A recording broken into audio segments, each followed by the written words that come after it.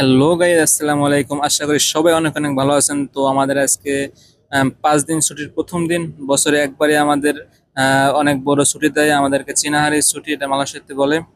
তো আমাদের ছুটির পরে লাস্টের দিন আমাদেরকে 10 টাকা করে গিফট দিছিল কোম্পানি থেকে। তো আমরা সে 10 টাকা নিয়ে আজকে বের হয়েছি নাস্তা করার জন্য। তো আপনাদেরকে দেখাবো মালয়েশিয়াতে 10 টাকায় কি কি খাওয়া যায়। তো আমরা প্রথমে একটা রেস্টুরেন্টে যাব, বাংলা রেস্টুরেন্টে।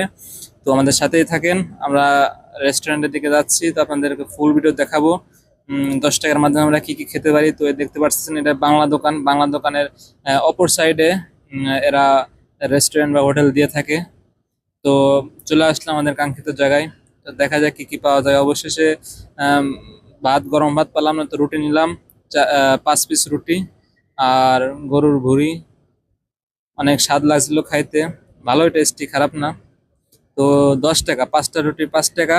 আর এক বাটি আম, এক বাটি ভুঁড়ি 5 টাকা, টোটাল 10 টাকা ফিনিশ করলাম। তো ভালোই স্বাদ লাগছিল খাবারটা।